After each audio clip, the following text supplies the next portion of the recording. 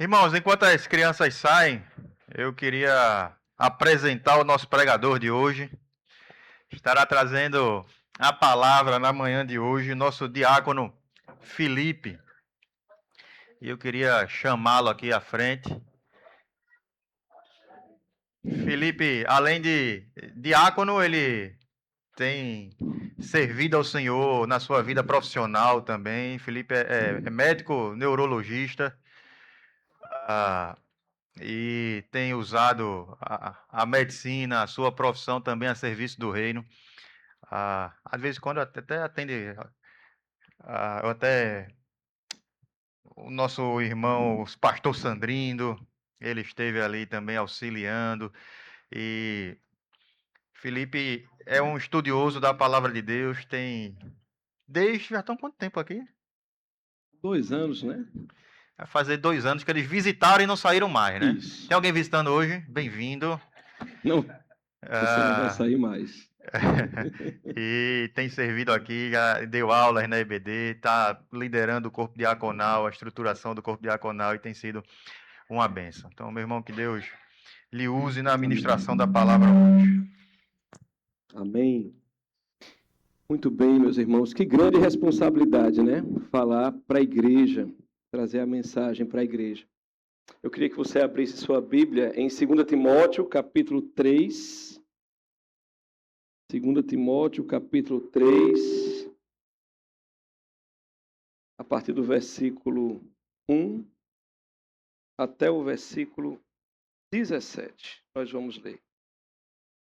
2 Timóteo, capítulo 3, do versículo 1 até o versículo 17. Eu vou acompanhar. Minha Bíblia tem uma versão um pouco diferente, mas eu vou acompanhar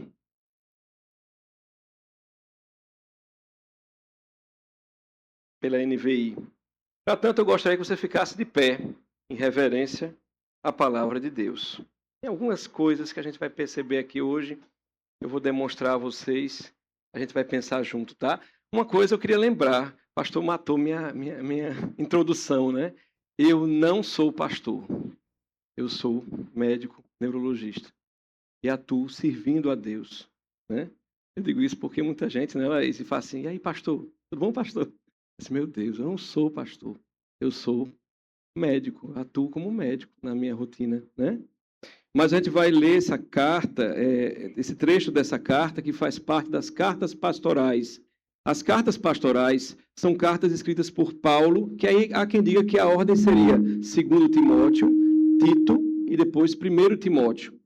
São cartas que foram escritas de um pastor para outro pastor mais jovem, que assumiria o cuidado da igreja de Éfeso.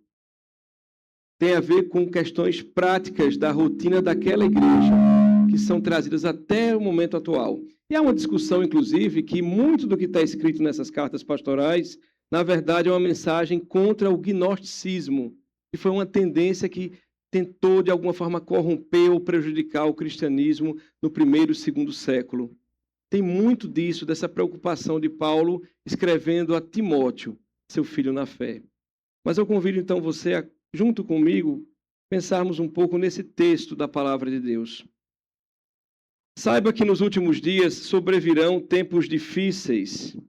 Isso porque os homens serão amantes de si mesmos, apegados ao dinheiro, arrogantes, orgulhosos, blasfemos, desobedientes aos pais, ingratos, ímpios, insensíveis, irreconciliáveis, caluniadores, sem domínio próprio, cruéis, inimigos do bem, traidores, impetuosos, soberbos, mais amantes dos prazeres do que amantes de Deus, embora tenham aparência de piedade, negam o seu poder. Afaste-se desses também. Estes são os que se introduzem pelas casas e seduzem mulheres vulneráveis, carregadas de pecados, as quais se deixam levar por toda espécie de desejos. Elas estão sempre aprendendo, mas jamais conseguem chegar ao conhecimento da verdade. Como Janes e Jambres se opuseram a Moisés Estes também resistem à verdade. Esses homens têm a mente depravada e são reprovados na fé. Contudo, não irão longe, pois a insensatez deles se tornará evidente a todos, como no caso daqueles dois. Entretanto, você tem seguido de perto o meu ensino, a minha conduta, o meu propósito, a minha fé, a minha paciência, o meu amor, a minha perseverança, as perseguições e os sofrimentos que enfrentei, coisas que me aconteceram em Antioquia, Icônio e Listra.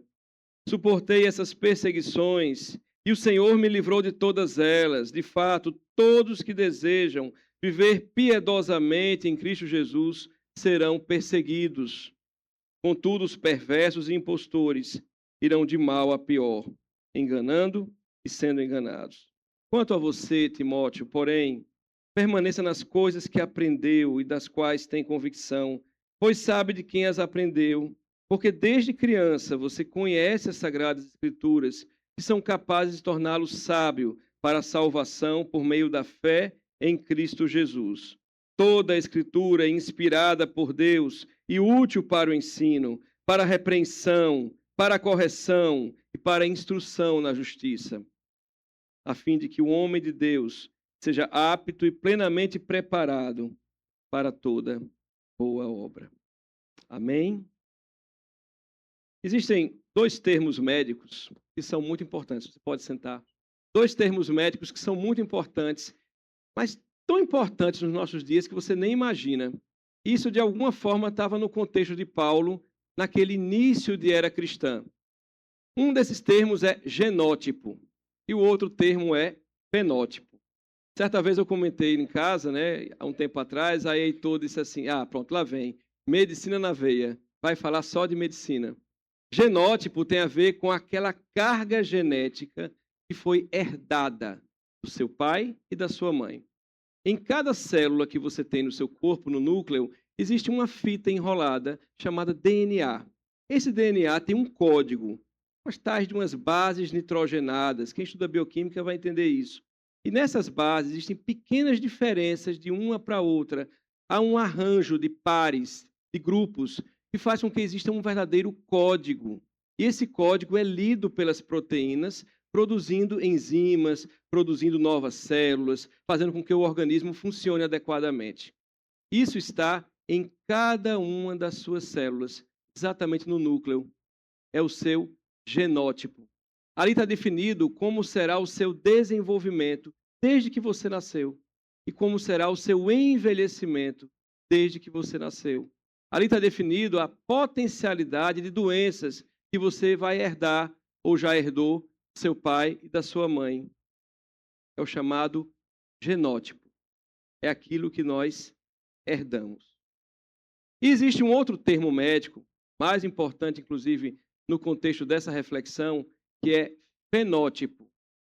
Fenótipo, na verdade, é aquilo que aparece, aquilo que é aparente, finalmente, quando aquele organismo cresce, se desenvolve e envelhece. O que é que finalmente acontece com aquela pessoa? Porque nem tudo, na verdade, a maior parte não é resultado do genótipo, não é resultado do que é herdado, mas essa propensão ela é modificada ao longo do tempo por conta do ambiente, por conta do estilo de vida, por conta de uma série de fatores que a medicina tenta entender, tenta compreender. Existe um termo médico hoje chamado epigenética. É como determinados aspectos da vida, dos hábitos, da alimentação, da maneira como você vive, interfere na ação desses genes, desse código genético, impedindo que essa aparente determinação que foi herdada, que foi trazida do seu pai e da sua mãe, aconteça com você. É o chamado fenótipo. E existe um fenótipo que tem a ver com o físico. Finalmente, como será a minha pele, o meu cabelo, a cor do olho, como será o meu corpo, com quem eu me parecerei. Isso tem a ver com o genótipo. Mas mudanças dos meus hábitos, do meu ambiente, podem fazer mudanças na minha aparência. E não só na aparência física, também no meu comportamento. Fruto daquilo que eu estou vivendo ao longo da minha história, daquilo que eu vivo no meu tempo, na minha cultura. Paulo, no início da era cristã, reconhecia então um fenótipo e advertia Timóteo: Timóteo, cuidado com esse fenótipo. Afaste-se de pessoas com essas características, com esse modo de ser. Paulo, para muitos que são da área de saúde, até você pode achar que a Bíblia não tem pessoas letradas. Você acha até que pessoas foram transformadas pelo Espírito de uma hora para outra, como um pescador se tornar o líder, estar à frente de um grupo, ou como homens e mulheres que tinham uma vida simples ali na Galileia, passarem a falar do Evangelho, usados pelo Espírito Santo em todo lugar. Mas a Bíblia também registra a participação de pessoas que tinham bastante conhecimento teórico e até mesmo teológico. E um deles era Paulo. Paulo foi atingido pela graça, foi comissionado, foi chamado pelo Senhor. Basta lembrar aquela passagem em que o Senhor Jesus fala com Paulo na estrada de Damasco e diz: Saulo, Saulo, seu primeiro nome, né? Por que você me persegue? E durante a trajetória de Paulo e dos seus sofrimentos, ele vai trazer muito do seu ensinamento, do seu conhecimento prévio, não somente em teologia, mas também sobre a vida. E esse homem então escreve a Timóteo, um jovem pastor, e diz assim: Timóteo, cuidado com esse fenótipo. Como é esse fenótipo? Vamos examinar então, pensar nele para esses dias. Porque, afinal de contas, a referência dele é de tempos difíceis, dos últimos dias que estamos vivendo. Diz o texto que esses homens, eles amarão a si mesmos, serão gananciosos, arrogantes, presunçosos, blasfemos, desobedientes aos pais, ingratos, ímpios. Nesses homens existe muito de egoísmo. Você sabe o que é ego? Alguém já explicou a você o que significa ego? No senso comum, ego tem a ver com gostar muito de si. Tem a ver com achar que é muita coisa. Ego é ser snob. Ego é ser muito voltado para dentro, muito introspectivo. Para alguns, para a psicologia, o ego ele está entre o id e o superego. Ele é um mediador entre o instinto daquilo que te leva a fazer coisas até brutais, terríveis, e aquilo que controla você pela cultura, aquilo que te limita. O ego ele faz o meio-campo entre aquilo que te leva ao instintivo, por impulso, e aquilo que te controla em termos culturais, em termos convencionais, do que é bom e do que não é bom. O ego, na verdade, ele é mais do que um intermediário. O ego se confunde com a nossa identidade. Ele é o âmago, ele é o centro de uma fruta. É como se fosse o caroço, revestido por várias capas, por várias máscaras, por vários aspectos que tentam, mas é aquela parte sensível que de alguma forma nós tentamos proteger. Imagina um reflexo em que você tem que proteger alguma coisa do seu corpo. Qual a primeira coisa que você protegeria numa queda? Você protegeria o seu ego. O ego tem a ver com o âmago da sua essência, do que finalmente você é. O egoísta, na verdade, ele não é alguém forte. Ele não é alguém com toda a capacidade, apesar de ele vender essa ideia. Na verdade, o egoísta é uma fraude. Porque, na verdade, ele tem o seu ego inflamado, doente. Ele pensa sobre si mesmo, na verdade, além, porque ele quer suprir uma dificuldade, uma necessidade, uma falha que ele vê nele próprio. O egoísta, na verdade, ele coloca todas as pessoas e os fatos, ele manipula, ele deseja que as coisas sejam para o seu benefício, porque, na verdade, o egoísta é fraco, é uma fraude, e ele sabe que é uma fraude. Ele sabe que ele não tem sustentação. Ele sabe que ele não é metade do que ele vende na internet, no marketing, na igreja, onde quer que ele ande. O homem dos últimos dias, nesse fenótipo, ele será egoísta, amante de si mesmo. Portanto, Timóteo, tem cuidado deste e não te aproxima dele. Na verdade, ele é uma fraude. Na verdade, ele vende uma imagem que ele não é. Ele é muito mais fraco do que o que ele parece.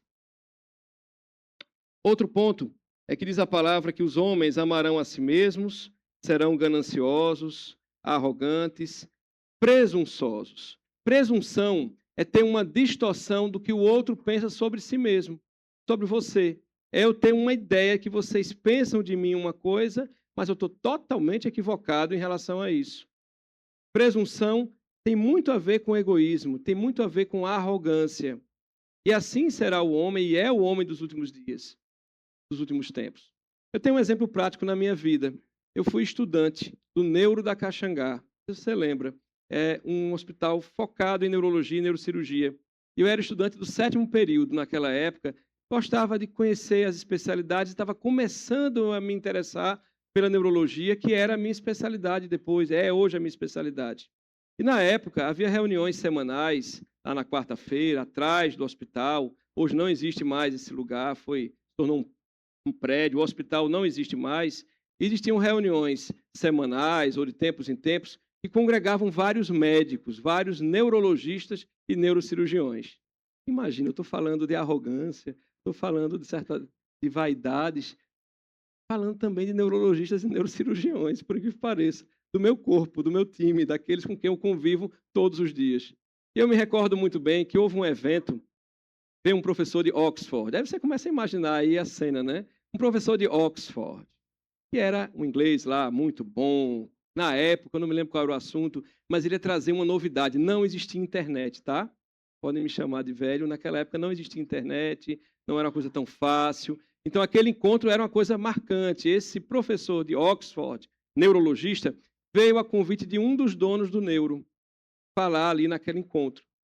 E eu me lembro que foi uma coisa tão especial, assim, meio que não é congresso, mas um encontro assim casual, como acontece no seminário, eu acredito, com os pastores, quando aparece alguém aí mais conhecedor, mais famoso, né?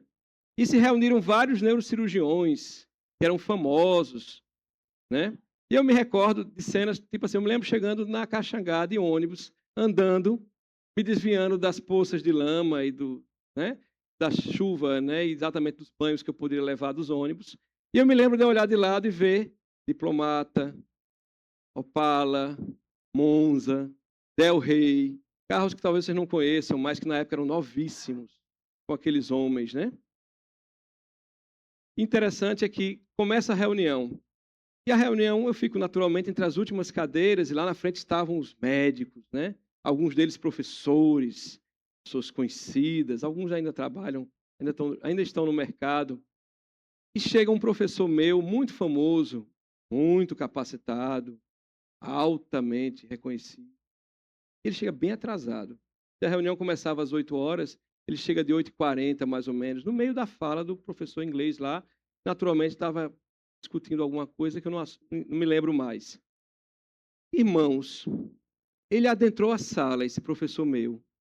Foi até a primeira fila, a sala estava lotada. E ele ficou de pé.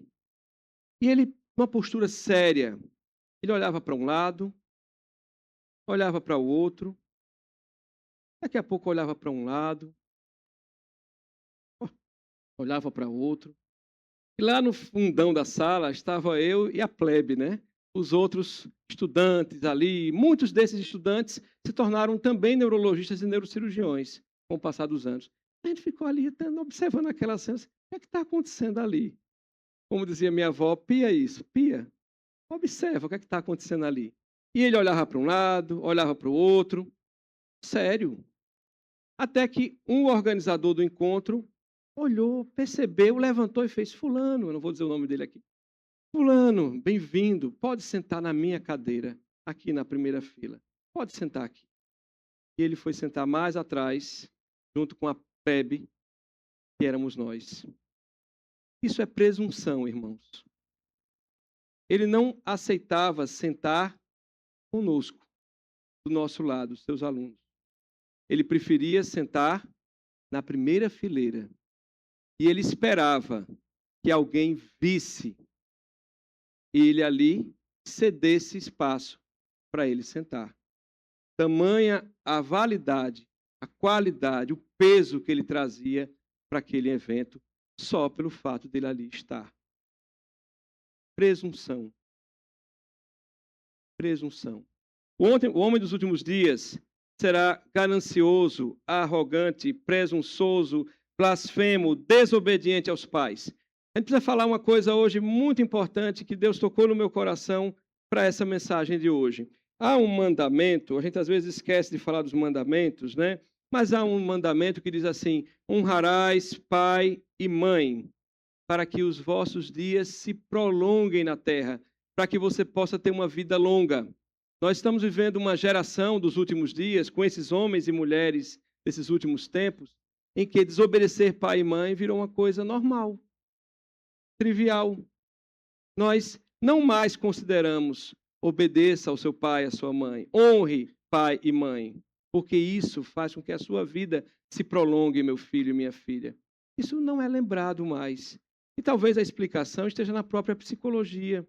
Hoje se fala tanto da psicologia do trauma, das marcas que pais e mães deixam nos seus filhos, das dores, das dificuldades, do narcisismo de um, do abuso sofrido por outro, das dores, da incompreensão, da maneira como alguns, infelizmente, estão vivendo aqui e ali.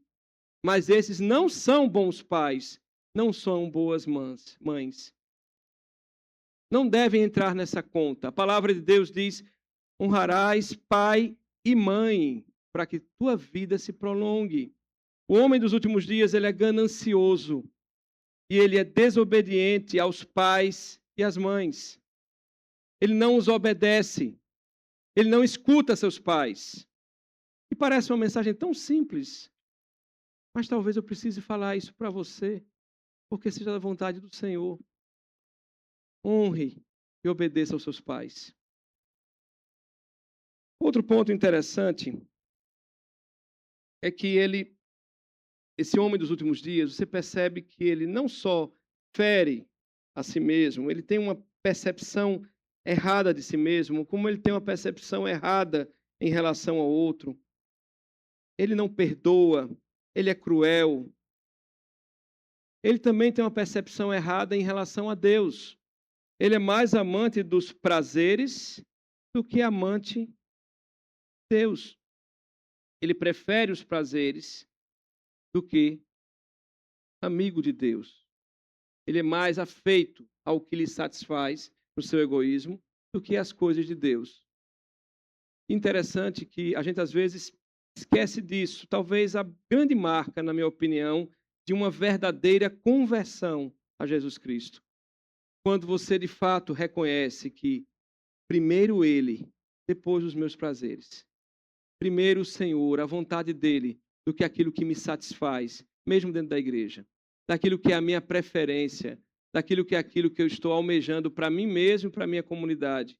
Primeiro Ele, primeiro o Senhor, primeiro a vontade dEle, depois a satisfação. Entendendo que o Senhor não destrói a tua satisfação. Ele não impede que você tenha alegria nessa vida. Ele não impede que você tenha contentamento e realizações. Pelo contrário, ele viabiliza isso. Mas você, homem dos últimos dias, mulher desses últimos tempos, prefere alencar alguns prazeres acima daquilo que o Senhor pode te dar. A vinda para a igreja pode significar simplesmente o que é que essa igreja pode trazer para mim em termos de bem-estar, de benefício. E mesmo entrando na igreja e participando dela, o quanto o meu ego, o quanto a minha imagem está se implantando, está se sobrepujando, está influenciando os outros, e não aquilo que o Senhor tem para mim, para a minha comunidade. Timóteo, afaste-se desses homens. Tenha cuidado desses homens. Porque eles passarão, eles não vão continuar. Mas afaste-se, Timóteo, desses homens. E o que é interessante, irmãos, que eu chamo a atenção de vocês para esse texto, é que nós reconhecemos várias pessoas com essas características hoje em dia, não é verdade? Talvez até a imagem você tenha de alguém que reúna muitos desse fenótipo do homem dos últimos dias. Mas o problema é que esse fenótipo, e digo isso com toda a humildade, com todo o respeito a você que me escuta, seja aqui, seja pela internet, você se atrai por esse fenótipo. Você é seduzido por ele. você se encanta com esse fenótipo. Ele representa uma figura de poder que você deseja ter. Ele representa uma resposta, de repente, de força, de reação àquilo que você deseja. Interessante é que nós dizemos que não existe isso, mas se você olhar para o cinema, você vai encontrar figuras de vilões que se tornam até mais importantes do que os heróis. Eu vou dar um exemplo prático. Eu sou de uma geração que cresceu e se apaixonou por Star Wars. Aí ele questionou assim, você não vai falar sobre isso? Eu vou falar. Eu sou de uma geração que se apaixonou por Star Wars. Gostava muito de Star Wars. Contava a história com seus detalhes, né? São os quarentões, cinquentões aí que cresceram vendo aquele filme, aquela história. E talvez aqui existam alguns que conheçam a história, a saga aí do Jedi, dos rebeldes, do Império Galáctico. Depois a história mudou um pouco, aí não vou comentar, mas o fato é que Star Wars está na lembrança de muitos de nós, criança e adolescente. Tinha uma figura em Star Wars que chamava a atenção. Tinha uma figura que, na verdade, quem gosta de Star Wars, com certeza, ou na maior parte das pessoas, gosta dessa figura. Você sabe quem é? É o Darth Vader. Você sabe quem é o Darth Vader? Bom, eu vou ajudar você. Ele é o Anakin Skywalker. Ele é o pai do Luke Skywalker e da princesa Leia.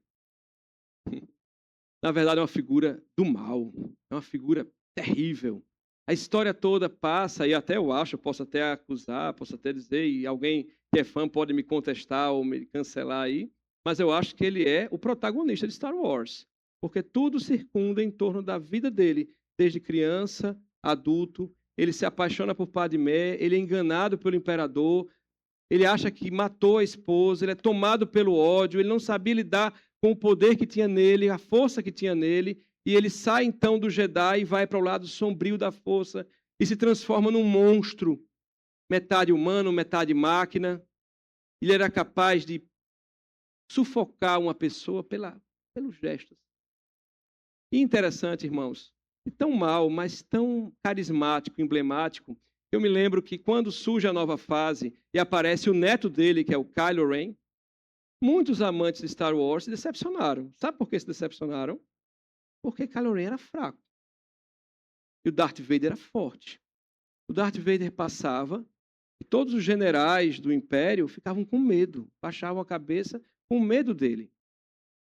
Imagine, no cinema, a gente estava assistindo um dos últimos episódios da saga, aparece o Darth Vader. Para surpresa da plateia, o Darth Vader aparece, perseguindo o segredo que seria a destruição da Estrela da Morte. Você vê que eu acompanho a série, né? E aí, foi uma coisa da criança, de adolescente. Mas, gente, quando Darth Vader aparece no cinema, eu me lembro muito bem, o povo que estava no cinema fez aquele levante assim. Todo mundo começou a aplaudir. Os homens ali, de quarentões, cinquentões, como eu, começaram a aplaudir. Ficaram ali encantados. Apareceu ele, o Darth Vader, mau, cruel. A sociedade ela se encanta com essas figuras. E nós podemos nos aproximar e nos seduzir por esses homens nos dias. Isso é uma verdade. Não é à toa que existe o meu malvado favorito. E aí os Minions vão e roubam a cena, né? Ainda bem. Os Minions são muito melhores, ganharam até filme. Mas existe o meu malvado favorito, né? Existem os líderes que se assemelham a esses. Existem os mestres que se assemelham a esses. E me perdoe com todo respeito, existem pastores que se assemelham a esses. Egoístas. Contam tudo em números. Consideram os seus feitos e falam dos seus feitos. Muitas vezes, aparência de religiosidade, mas na verdade não a conhecem. Inclusive capazes de seduzir pessoas cheias de pecado, cercadas de pecado, movidas de pecado, que não conseguem aprender e entender do Evangelho, porque esses líderes turvam sua mente, turvam sua compreensão com ensinamentos toscos, assim como foi no tempo de Paulo, escrevendo a Timóteo, na questão do gnosticismo. E esse é o grande problema que eu advirto a você, é é que essas figuras, elas nos atraem. Por isso que Paulo escreve a Timóteo: afaste-se dele. Tenha cuidado com esse fenótipo, Timóteo. Ele está a te seduzir, a te buscar, a te cooptar. Cuidado com essa figura. No ambiente das famílias, eu me lembro de frases do tipo assim: eu tenho vários filhos, mas esse filho, eu tenho certeza que ele não é enganado. É muito mais fácil ele enganar o outro. É muito mais fácil ele comprometer. É muito mais fácil ele impor a vontade dele. É muito mais fácil, com certeza, ele tirar vantagem do que ele ser alvo disso. Uma própria mãe comentar isso em relação aos seus filhos. É muito mais fácil esse manobrar os outros conforme a sua vontade, esses outros bobões se submetem.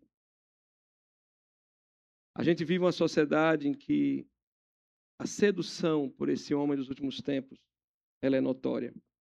Mas Paulo escreve a Timóteo também e traz uma prescrição. Eita, lá vem um médico mais uma vez. Falou de genótipo, fenótipo, né? Agora eu vou falar de prescrição. Você quer saber a prescrição? Talvez prescrição seja uma coisa só de consultório, né? Mas também existe na palavra prescrição. Se você for para 1 Timóteo, capítulo 1, versículo 5, Paulo escreve assim: Timóteo, esta orientação tem como objetivo o amor que procede de um coração puro, de uma boa consciência e de uma fé sem hipocrisia. A consciência, irmãos, não é como a neurologia vê, chamado awareness. Você está acordado, desperto, simplesmente. A consciência não tem a ver com aquela coisa de, eita, eu fiz mal àquela pessoa, vou mudar, vou agir diferente, eu falei. Consciência não é isso. Consciência é como você experiencia, como você experimenta a vida e você mesmo nessa vida. Tem a ver como você percebe as coisas. Tem a ver com a sua senso-percepção. A consciência tem um sentido de cosmovisão. E como você olha para a realidade e como você se enxerga nessa realidade.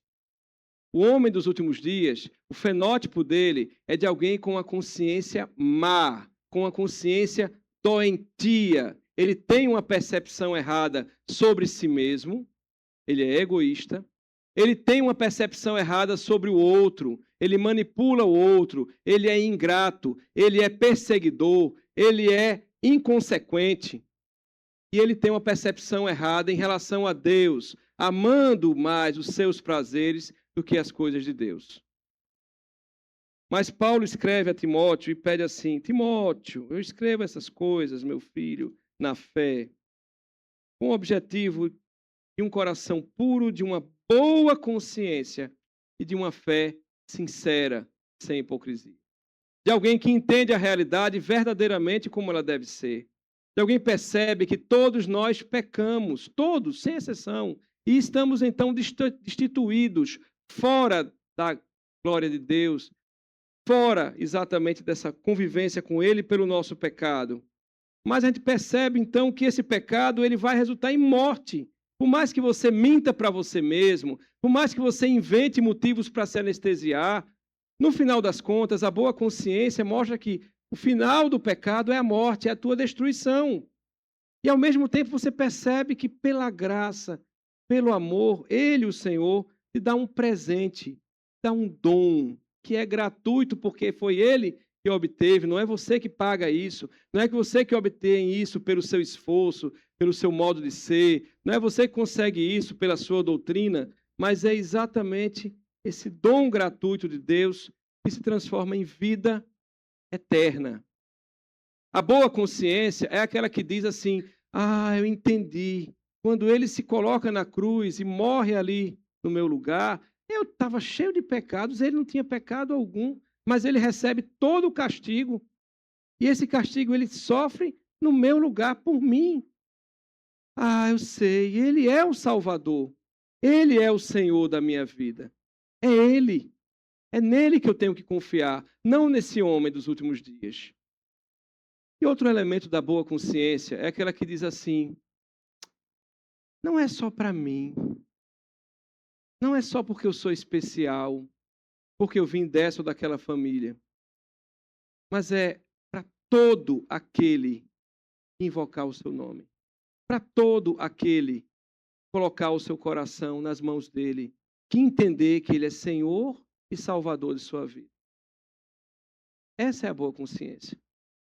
A consciência que estabelece o meu pecado, a minha confissão, o meu arrependimento, a minha entrega a Jesus.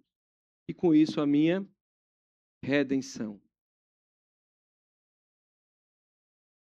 Há um outro elemento da prescrição de Paulo, que está lá em 2 Timóteo, capítulo 1.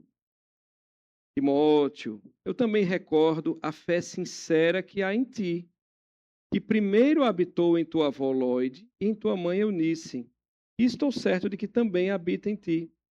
Por essa razão, Timóteo, lembro-te de que despertes o dom de Deus que há em ti, mediante a imposição das minhas mãos. Existe uma importância, por mais que você questione, existe uma importância da tua parentalidade, de onde você veio, da tua história. Isso, sobretudo, no que diz respeito à fé. A palavra não diz que, Timóteo, lembra da doutrina, lembra da marca da tua igreja, lembra da cor que ela usa, lembra daquele ponto da doutrina que você se agarra nele e fica ali discutindo, debatendo com os outros crentes e achando que isso é o máximo. Não é isso que está em voga. Lembra-te da fé que habitou na tua avó e na tua mãe, e agora habita em ti. A fé, ela não faz parte do genótipo. Não há um gene para a fé. Pelo menos que eu tenha conhecimento. Espero que nunca tenha. Né? Mas a fé, ela é reconhecida na sua família. Ela é reconhecida nos seus pais, nos seus avós. Ela pode não existir no seu pai, na sua mãe, pode não ter existido nos seus avós, mas essa fé existiu naqueles que foram seus pais na fé, naqueles que trouxeram você para a igreja, naqueles que falaram para você das santas palavras, das santas escrituras, que muitas vezes você está esquecendo. Daquele ensinamento básico, sabe? Aquele leitinho inicial que muitos de nós esquecemos. A palavra de Deus diz então, Timóteo, recorde-se da fé sincera que há em ti, mas que habitou primeiro em tua avó, Loide, e em tua mãe, Eunice. E lembre-se também do dom de Deus que há em ti, que foi mediante a imposição das minhas mãos. Há um princípio de autoridade. Alguém comissiona alguém. Alguém envia alguém. Alguém impôs a mão sobre alguém e delegou a esse alguém essa missão. Assim funciona a igreja. A igreja não é mantida por um grande detentor de poder, conhecimento e unção, solta pequenas gotículas para aqueles que se aproximam dele e que o satisfazem. No processo do crescimento e do andar da igreja, ao levantar de uma mão, há um envio. Eu também sou professor. E eu sei que aqueles que me acompanham, eu preciso ter em algum momento aquele corte, aquele cortar o cordão umbilical e dizer, siga. E às vezes ela acontece assim, eu coloco a mão no ombro e digo assim, você cumpriu. Você chegou lá. Siga.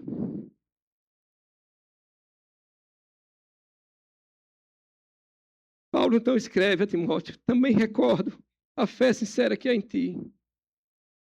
Eu penso que ele é movido pelo mesmo sentimento com Timóteo. Há um terceiro ponto que Paulo escreve a Timóteo.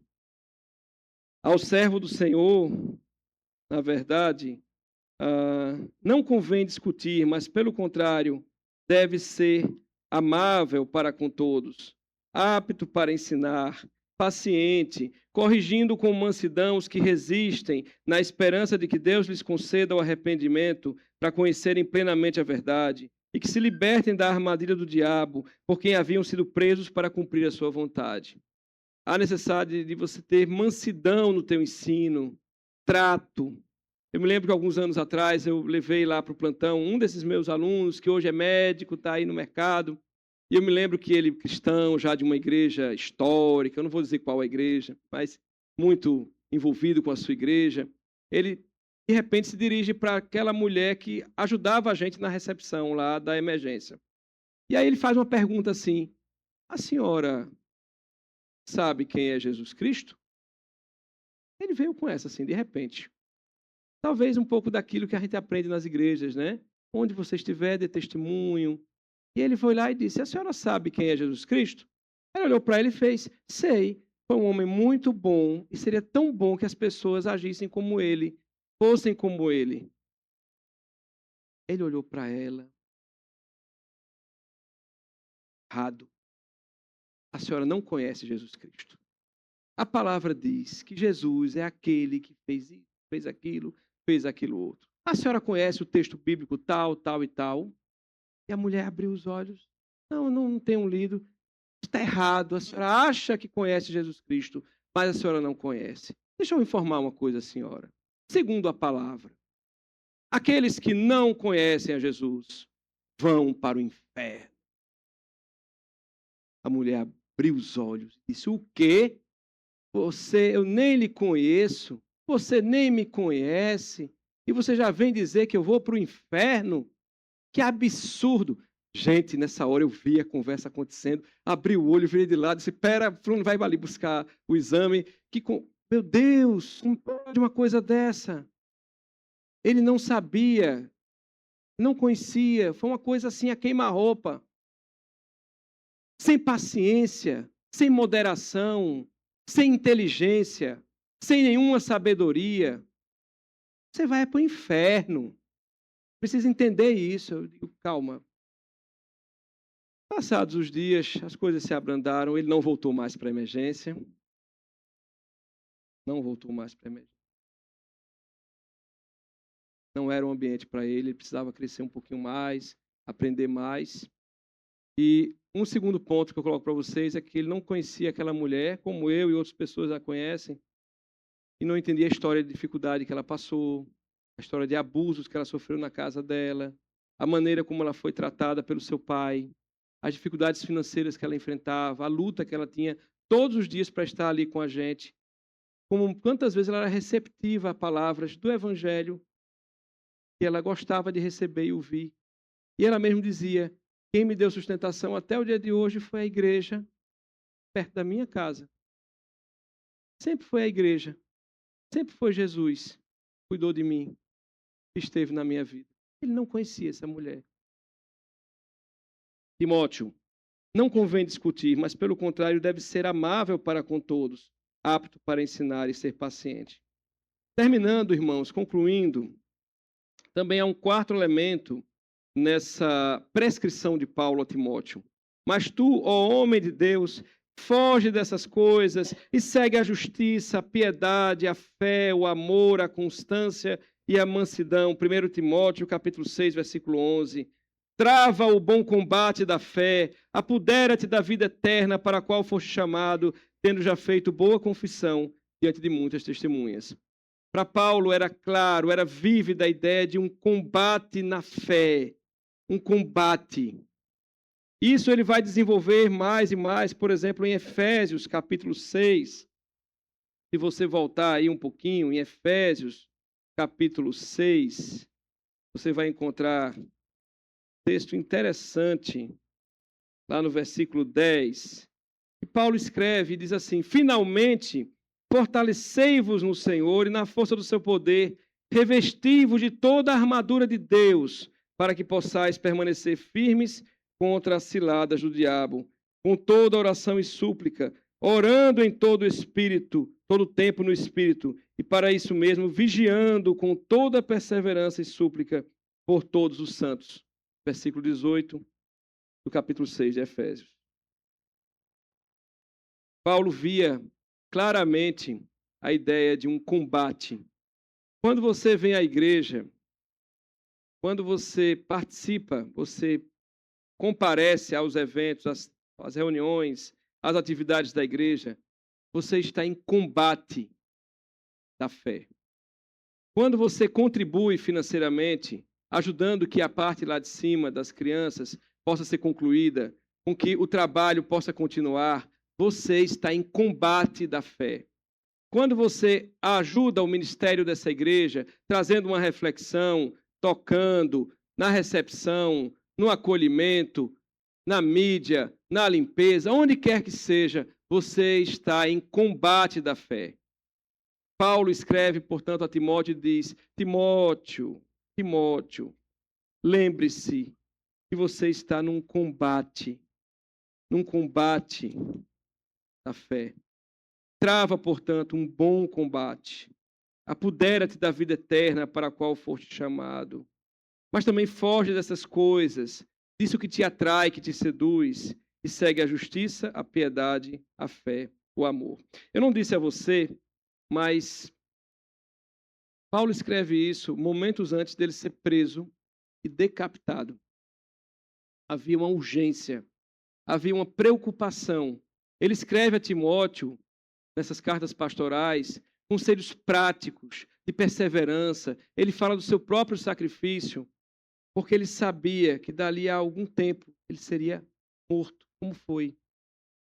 Então, se Paulo hoje, nesse momento, chegasse para você e dissesse assim: combata o bom combate, complete a carreira que você tem e guarde a fé. Guarde a fé que você aprendeu, que você reconheceu na sua família, naqueles que vieram antes de você. Como é que você agiria? Se o Senhor dissesse claramente hoje: combata esse bom combate, é tão ruim viver essa vida sem perceber que nós muitas vezes estamos sendo alvo desses homens dos últimos dias, dessas figuras sedutoras, poderosas e impressionantes. Combata o bom combate. Complete a caminhada que está proposta a você. Há tanto ainda a percorrer na vida dessa igreja. Conserve a sua fé. Não abandone a sua fé. Não deixe a sua fé. E as palavras do Senhor, aliás, que as minhas palavras, que o meditar do meu coração sejam agradáveis na tua presença, Senhor, minha rocha e meu redentor. Amém?